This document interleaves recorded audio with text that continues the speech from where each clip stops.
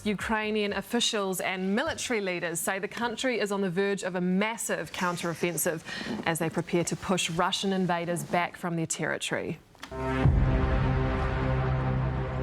Україна, рідна земля мати. Господь, Отець наш Небесний, благословіть.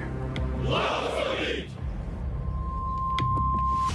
Я йду знищувати! Ворогів землі рідної! Ми своїх братів! Готівників моїх посадців! Нехай рука моя буде твердою! Щоб вбивати ворогів! Нехай око моє буде ясним!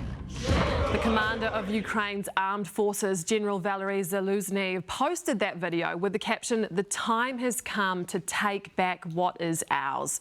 The Secretary of the National Security and Defence Council, Alexei Danilov, told the BBC the much-anticipated counter-offensive could come, quote, tomorrow, the day after tomorrow, or in a week. International relations expert Robert Patman joins us this morning. Morena, which is it? Today, tomorrow, or in a week? Very difficult to say. I think the counter-offensive is actually underway already.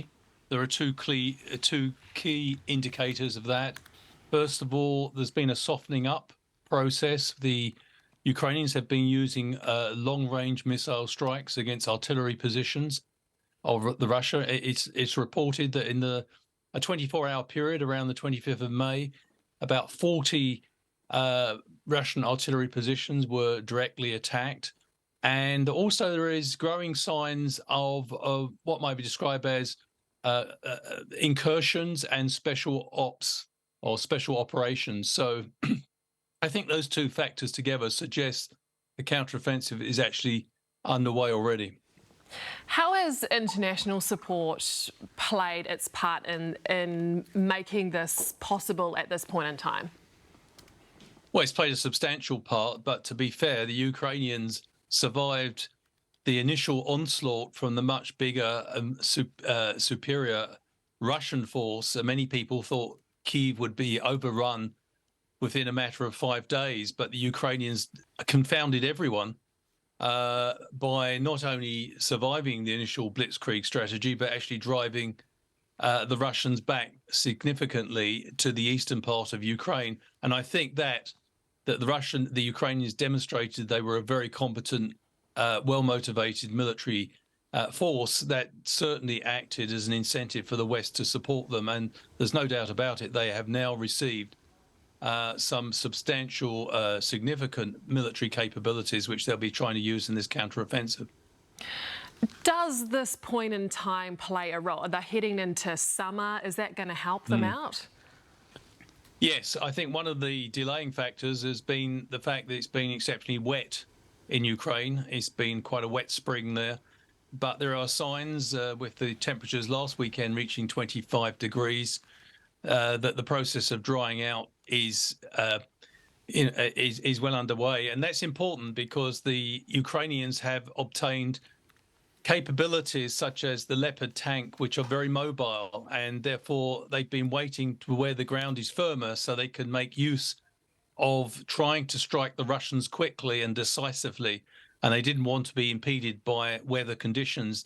The muddy season is still around in places like Zaporizhia, but generally the weather has improved and from the Ukrainian point of view is conducive to a counteroffensive. We saw an excerpt of that quite impressive video that they've produced announcing the stepping up of this counter-offensive. What kind of role would that video play in the grand scheme of things? Well, I think it's certainly a morale booster for the Ukrainian forces. It's drawing attention to the fact that they're about to try and reclaim territory which belongs to Ukraine. I mean, this is an illegal invasion by Russia, and I think the military leadership of Ukraine are rallying the troops ahead of the counteroffensive and reminding them what's at stake. And the stakes are very high. The Russians have certainly dug in as best they can in the territory they've occupied, but I think the Ukrainian will be seeking to surprise them, and if possible, to cut off Crimea which would cause a major problem for Mr. Putin.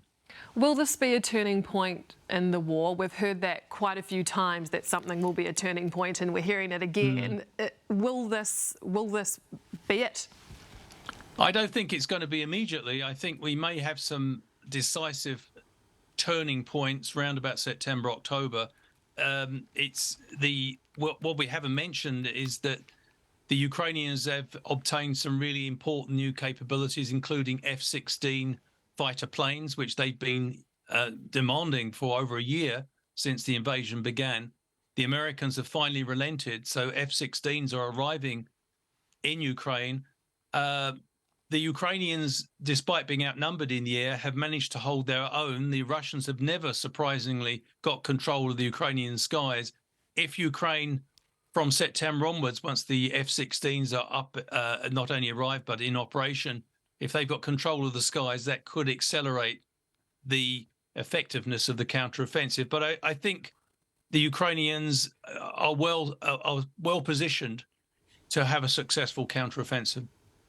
Thank you so much for your analysis this morning. That's international relations expert Robert Patman.